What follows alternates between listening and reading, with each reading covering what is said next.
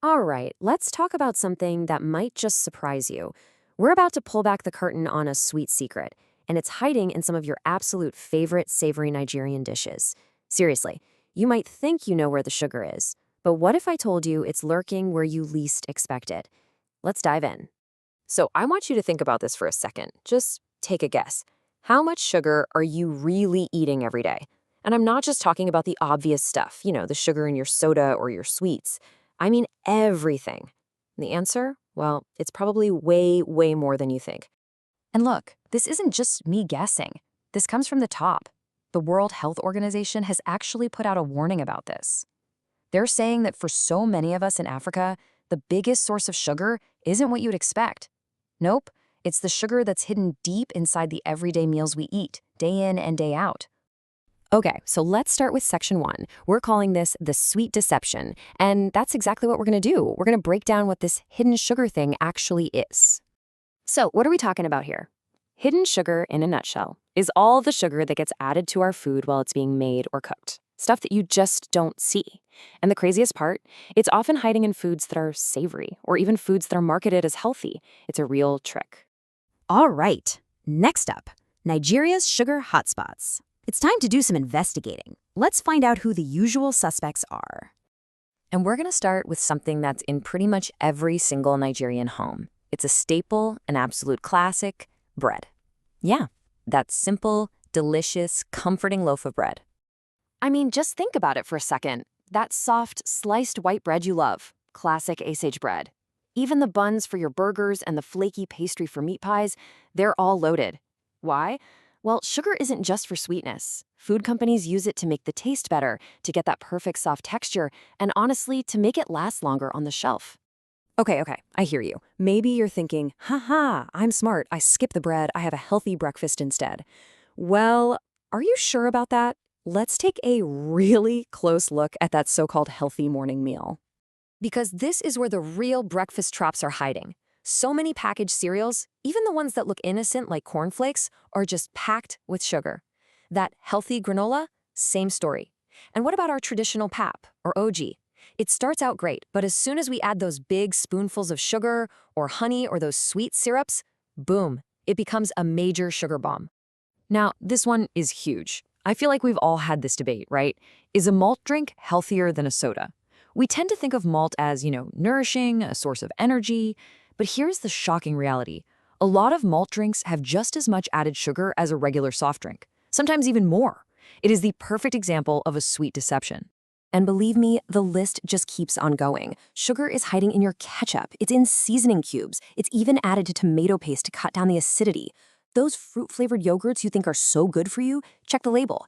And get this, even that little flavor sachet in your packet of instant noodles has sugar in it.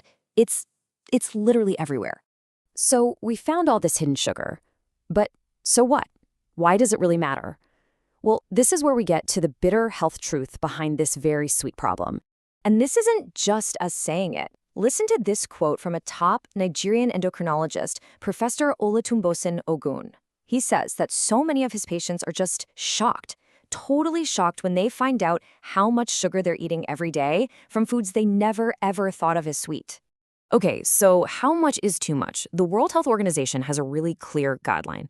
They say that added sugars, so not the natural sugar in fruit, but the added stuff, should be less than 10% of all the energy you get from food in a day. Less than 10%. Now think about all those hidden sources we just talked about. You can see how incredibly easy it is to blow right past that limit without even knowing it. And the consequences of going over that limit, they're serious. This constant hidden sugar overload is directly tied to a higher risk of type 2 diabetes. It's linked to weight gain and obesity, high blood pressure, heart disease, dental issues, even something called non-alcoholic fatty liver disease. The main takeaway here is this isn't just about a few extra calories. This is about your long-term health. But here is the good news. This is not a lost cause. You can absolutely fight back. It's time to put on your detective hat.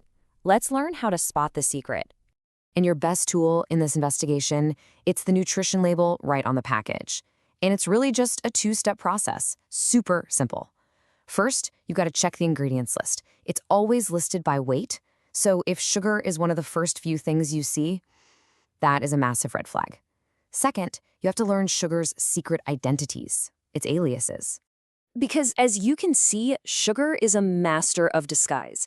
It doesn't always just say sugar. Food manufacturers use all these other names, so you want to look for anything ending in "ose," like sucrose, glucose, fructose. Be on the lookout for corn syrup or high fructose corn syrup.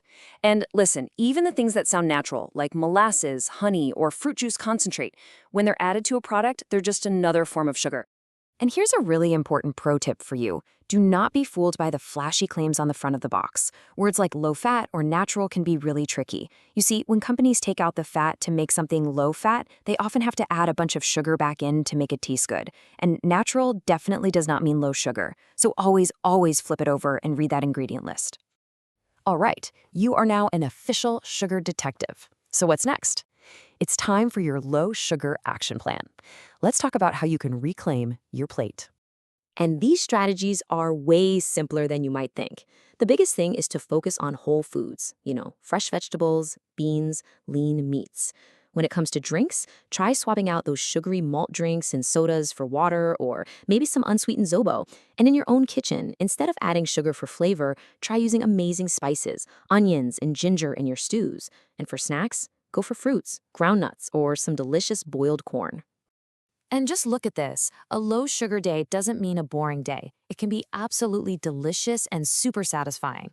We're talking about starting your day with oatmeal, banana, and ground nuts. For lunch, how about some brown rice with a rich vegetable stew and grilled fish? And for dinner, boiled yam with a beautiful garden egg sauce. See, this is not about depriving yourself. It's about eating amazing, real, flavorful food. So I want to leave you with one final thought. After everything we've uncovered today, what's the one simple change, the one simple food swap you can make starting right now to begin protecting your health? Just one thing. Think about it.